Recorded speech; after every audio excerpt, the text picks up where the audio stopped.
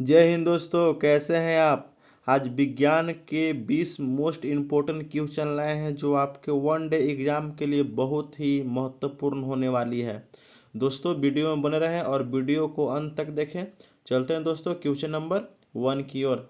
आपका पहला क्वेश्चन हो जाएगा, परमाणु संख्या 17 वाले तत्व का नाम क्या है। दोस्तों आपको बताना है कि परमाणु संख्या 17 वाले तत्व का क्या नाम है। तो आपका राइट आंसर हो जाएगा, बताइए दोस्तों, आपका राइट आंसर हो जाएगा क्लोरीन। क्या हो जाएगा राइट आंसर? क्लोरीन। दोस्तों याद रखिएगा, जो क्लोरीन का परमाणु संख्या है वो 17 है। कितना है? परमाणु संख्या 17 क्लोरीन का। चलते हैं दोस्तों क्वेश्चन नंबर 2 की ओर। आपका दूसरा क्वेश्चन नंबर है, पृथ्वी का सबसे अंदरूनी भाग किससे बना होता है। पृथ्वी का सबसे अंदरूनी भाग है वो किससे बना होता है। दोस्तों आपको बताना है कि पृथ्वी का सबसे अंदरूनी भाग किससे बना होता है। तो आपका सही आंसर हो जाएगा, दोस्तों बताइए क्या सही आंसर होगा। तो आपका सही आंसर क्या हो जाएगा? निकेल और लोहा। क्या हो जाएगा? नी से निकेल और लोहा। लोहा is the right answer. Option number B आपका करेक्ट आंसर हो जाएगा। चलते हैं दोस्तों क्वेश्चन नंबर आगे की ओर। आपका अगला क्वेश्चन नंबर 3 हो जाएगा कि किसी वस्तु का भार कहाँ सबसे अधिक होता है। दोस्तों आपको बताना है कि किसी भी वस्तु का भार कहाँ सबसे अधिक होगा। तो बताइए दोस्तों कहाँ होगा। तो आप एग्जैक्टली है, भूमध्य सागर पर होगा कि ध्रुव पर होगा कि समुद्र तल की ऊंचाई पर होगा या पृथ्वी के केंद्र में होगा। तो आपका right answer option number B हो जाएगा।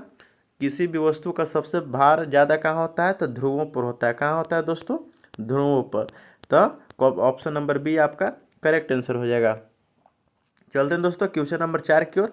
आपका चौथा नंबर क्वेश्चन है कि बिजली के बल्ब का फिलामेंट किससे बना होता है। बहुत बार पूछा गया है कि बिजली का बल्ब का फिलामेंट किससे बना होता है। दोस्तों बताइए ऑप्शन क्यों, जल्दी से कमेंट करिए, बिजली का बल्ब का फिलामेंट किससे बना होता है। तो दोस्तों आपका राइट आंसर क्या हो जाएगा? टंगस्टन। किससे बना होता है? टंगस्टन से। किससे? टंगस्टन से। आपका option number 1 is the correct answer. चलते हैं दोस्तों क्वेश्चन नंबर आगे की ओर। आपका अगला क्वेश्चन है, ओजोन परत का मुख्य कार्य क्या है। दोस्तों आपको बताना है कि ओजोन परत का मुख्य कार्य क्या है। बताइए दोस्तों क्वेश्चन नंबर 5, बताइए ओजोन परत का मुख्य कार्य क्या है। आपका राइट आंसर हो जाएगा ऑप्शन नंबर बी। जो ऑप्शन नंबर बी है, सूर्य के हानिकारक पराबैंगनी किरणों को रोकना। जो ओजोन परत का जो मुख्य कार्य क्या होता है, जो ओजोन परत जो है उसका मुख्य कार्य क्या होता है, जितना भी पराबैंगनी किरणें आती है जो हमारे लिए हानिकारक है उसको वह रोक लेती है। ठीक है। चलते हैं दोस्तों क्वेश्चन नंबर 6 की ओर। आपका छठा नंबर क्वेश्चन हो जाएगा, डीएनए का पूरा नाम क्या है। बताइए दोस्तों डीएनए का पूरा नाम क्या है। तो आपका राइट आंसर हो जाएगा,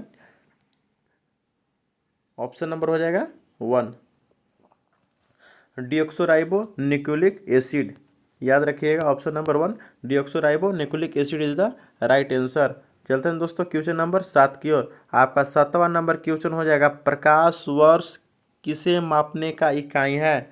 दोस्तों बताइए प्रकाश वर्ष जो है किसे मापने का इकाई है। प्रकाश वर्ष से किसे मापा जाता है बताइए दोस्तों। तो आपका सही आंसर क्या हो जाएगा? ऑप्शन नंबर बी, यानी कि दूरी को मापा जाता है। किससे मापा जाता है? दूरी को मापा जाता है। दोस्तों ये बहुत ही वीवीआई क्वेश्चन, जो 20 क्वेश्चन पढ़ा रहे हैं बहुत ही वीवीआई क्वेश्चन है। इसको पूरा आप अंत तक देखें वीडियो के। चलते हैं क्वेश्चन नंबर 8वां की ओर। आपका 8वां नंबर क्वेश्चन है, ध्वनि तरंग किस माध्यम में सबसे तेज चलती है। दोस्तों आपको बताना है कि जो ध्वनि तरंग है किस माध्यम में सबसे अधिक चलती है। बताइए दोस्तों, बहुत बार पूछा गया क्वेश्चन है कि ध्वनि तरंग किस माध्यम में सबसे अधिक चलती है। तो आपका सही आंसर हो जाएगा ठोस में। किस में? ठोस में जो होती है ध्वनि तरंग वो सबसे अधिक चलती है। किस में? ठोस में। चलते हैं दोस्तों क्वेश्चन नंबर 9 की ओर। आपका 9वां नंबर क्वेश्चन हो जाएगा, डायनामाइट का आविष्कार किसने किया था। दोस्तों आपको क्वेश्चन नंबर 9 बताना है, डायनामाइट का आविष्कार किसने किया था। बताइए दोस्तों जल्दी से बताइए किसने किया था। डायनामाइट का आविष्कार किसने किया था बताइए। तो आपका सही आंसर हो जाएगा, बताइए दोस्तों डायनामाइट का आविष्कार किसने किया था। नहीं पता है तो आपका सही आंसर हो जाएगा option number B, Alfred Nobel ने डायनामाइट का आविष्कार किया था। डायनामाइट का आविष्कार किसने किया था? अल्फ्रेड नोबल ने। चलते हैं दोस्तों क्वेश्चन नंबर 10 की ओर। आपका 10 नंबर क्वेश्चन हो जाएगा, मनुष्य के शरीर की सबसे छोटी हड्डी कौन सी है। आपको दोस्तों बताना है कि मनुष्य के शरीर की सबसे छोटी हड्डी कौन सी है। दोस्तों बताइए। तो आपका सही आंसर होगा, बताइए दोस्तों कमेंट में, मनुष्य के शरीर की सबसे छोटी हड्डी कौन सी होती है। तो आपको पता होना चाहिए स्टेपस जो है मनुष्य की सबसे छोटी हड्डी होती है जो कान के पास होती है ना, याद रखिए। क्वेश्चन नंबर 11 है आपका, ध्वनि की चाल किस पर निर्भर करती है। दोस्तों बताना है कि जो ध्वनि का चाल होता है, ध्वनि की जो चाल होती है वो किस पर निर्भर करती है, तापमान पर, दाब पर, माध्यम की प्रकृति पर। तो मेरे ख्याल से उपयुक्त में से सभी हो जाएगा, सब पर निर्भर करती है, ठीक है, यानी कि उपयुक्त सही ऑप्शन नंबर आपका D is the correct answer. चलते हैं दोस्तों क्वेश्चन नंबर 12 की ओर। आपका 12 नंबर क्वेश्चन हो जाएगा, रासायनिक बंधन का निर्माण किसके द्वारा होता है। दोस्तों आपको बताना है कि रासायनिक बंधन का निर्माण किसके द्वारा होता है। क्वेश्चन नंबर 12 है आपका, रासायनिक बंधन का निर्माण किसके द्वारा होता है। तो आपको सही आंसर हो जाएगा, रासायनिक बंधन का जो निर्माण होता है वो इलेक्ट्रॉन के द्वारा होता है। किसके द्वारा होता है, इलेक्ट्रॉन के द्वारा होता है। Is the correct answer option number C. चलते हैं दोस्तों क्वेश्चन नंबर 13 की ओर। आपका 13 नंबर क्वेश्चन हो जाएगा, मनुष्य के शरीर का कौन सा भाग मास्टर ग्रंथि कहलाता है। कौन सा भाग जो है, कौन सा मास्टर ग्रंथि कहलाता है। बहुत बार पूछा गया, ये तो कॉमन सवाल है, मास्टर ग्रंथि कौन सा ग्रंथि कहलाता है, बताइए दोस्तों। तो आपका सही आंसर हो जाएगा ऑप्शन नंबर बी, यानी प्यूटर्टी ग्रंथि जो है वो मास्टर ग्रंथि कहलाता है। चलते हैं दोस्तों क्वेश्चन नंबर आगे की ओर। आपका 14 नंबर क्वेश्चन हो जाएगा, परमाणु बम किस सिद्धांत पर कार्य करता है। जो परमाणु बम है वो किस सिद्धांत पर कार्य करता है। दोस्तों आपको बताना है कि परमाणु बम किस सिद्धांत पर कार्य करता है, बताइए दोस्तों। ऑप्शन नंबर कितना होगा बताइए। तो परमाणु बम जो होता है वो नाभिकीय विखंडन पर कार्य करती है। क्या, किस पर, नाभिकीय विखंडन पर। Option number A is the correct answer हो जाएगा, नाभिकीय विखंडन पर परमाणु बम कार्य करती है। चलते हैं दोस्तों क्वेश्चन नंबर आगे की ओर। आपका अगला क्वेश्चन हो जाएगा, मानव शरीर में सबसे अधिक कैल्शियम कहाँ पाया जाता है। ऑप्शन बताइए दोस्तों, कहाँ पाया जाता है मानव शरीर में सबसे अधिक कैल्शियम। जो कैल्शियम होता है दोस्तों सबसे अधिक कहाँ पाया जाता है, तो दांत और हड्डी में सबसे ज़्यादा कैल्शियम पाया जाता है। दांत और हड्डी में, याद रखिएगा ना, दांत और हड्डी में सबसे ज़्यादा कैल्शियम पाया जाता है। Option number B is the correct answer. चलते हैं दोस्तों क्वेश्चन नंबर 16 की ओर। आपका 16 नंबर क्वेश्चन है, रेडियो धार्मिकता की खोज किसने किया था। बहुत बार पूछा गया है, भी आई रट लो भाई, कि रेडियो धार्मिकता की खोज किसने किया था, बताइए दोस्तों किसने किया था। क्वेश्चन नंबर 16 बताइए, रेडियो धार्मिकता की खोज किसने किया था, बताइए दोस्तों। तो आपका सही आंसर हो जाएगा हेनरी बैकरल ने। किसने किया था रेडियो धार्मिकता की खोज, हेनरी बैकरल ने। चलते हैं दोस्तों क्वेश्चन नंबर 17 की ओर।